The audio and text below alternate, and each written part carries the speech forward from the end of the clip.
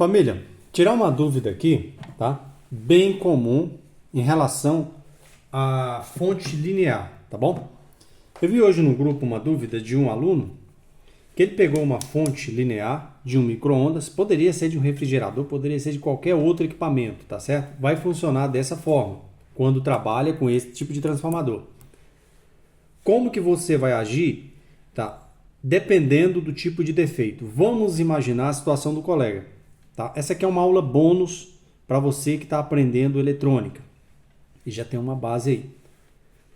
Vamos imaginar a situação do colega. Ele estava energizando a placa, porém não acontecia nada. Exemplo que eu vou fazer aqui. Essa placa está funcionando normal, mas vou mostrar para você o que acontecia lá com ele. Você vê que essa placa aqui ligou corretamente? Primeira coisa que é preciso observar. Sempre que você for testar uma placa eletrônica, utilizar uma tomada com lâmpada em série. Essa aqui, para mim, é uma das melhores ferramentas na bancada. Outra coisa, se tivesse um curto aqui na placa, na entrada, o que aconteceria? Aconteceria isso aqui, ó. A lâmpada acenderia no máximo, como eu estou simulando aqui, ó. Estou simulando um curto. Esse curto que eu estou simulando aqui é como se esse varistor ou esse capacitor aqui, ó, tivesse em curto. Por quê? Esse varistor e esse capacitor aqui, eles estão em paralelo, tá, com a rede elétrica aqui, com a alimentação. Não importa se é 127 ou se é 220. Mesma coisa, tá vendo? Eu causei um curto. Só estou fazendo isso porque está na tomada com lâmpada em série. Se tiver direto na rede elétrica, não pode fazer isso jamais. Tá? Então acompanha cada passo da aula para você não fazer besteira. Primeira coisa, no caso do colega, a placa não chega a tensão no secundário, aqui ó, secundário, os dois capacitores do secundário. O que que faz? Ó? Coloca teu multímetro na escala de corrente, de tensão em corrente alternada. Olha o que o AC aqui, ó. Ó, AC, aqui está alternada. Alternada, para quem não sabe, ou recapitular, é a tensão da rede elétrica da tua casa e da tomada. É alternada. Ok, a primeira coisa que eu faço é medir a entrada. Vou medir a entrada aqui, ó, onde aparece para você, ó. Exatamente aqui onde está entrando o 127. Aqui a minha rede elétrica, ela é muito boa em 127 volts, ó. Ela está me apresentando 130 volts. Tá? Uma pequena oscilação aí, mas está bem estável. Ó, isso pode mudar, mas é pouquinha coisa. Você vê que a maioria das placas, quando você não tem um filtro de linha mais completo, você tem aqui apenas um capacitor, tá? E você tem aqui um varistor. Isso aqui tem uma aula específica explicando cada componente desse. Vamos falar aqui a grosso modo para você entender. Você mediu, tem a tensão entrando. Agora você vai medir embaixo do varistor. O varistor, é importante lembrar que ele está paralelo aqui à rede, tá vendo? A rede é isso aqui, ó, até chegar no transformador. Isso aqui é a rede, ó. Você nem precisa medir o varistor, porque está dando aí a tensão correta, ó, 129 volts. O que que você faz nesse caso? Vamos imaginar que não está funcionando. Vai direto na entrada do transformador, que é o enrolamento único. Aqui é o enrolamento único, 129 volts na entrada. O que que eu estou fazendo aqui? Eu estou na entrada, exatamente aqui, ó, desse lado, o enrolamento. O enrolamento do secundário aqui são duas bobinas, tá? Importante. Aqui eu tenho dois enrolamentos.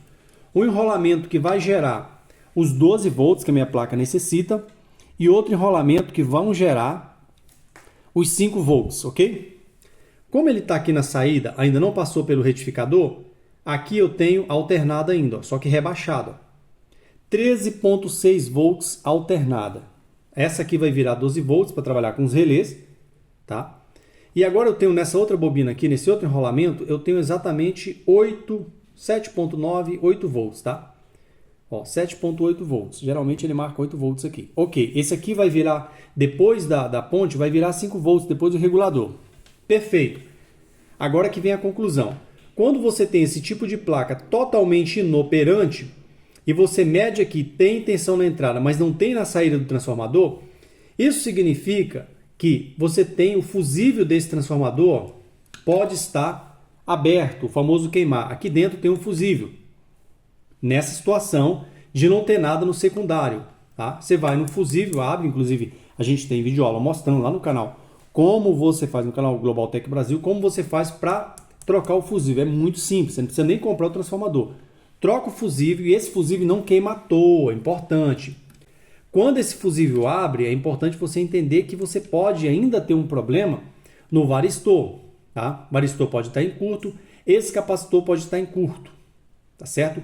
Ambos aqui, ó, ambos, tá? Não podem apresentar uma resistência muito baixa. Deixa eu desligar da rede elétrica e mostrar para vocês. Olha a resistência que ele apresenta para a gente lá, ó.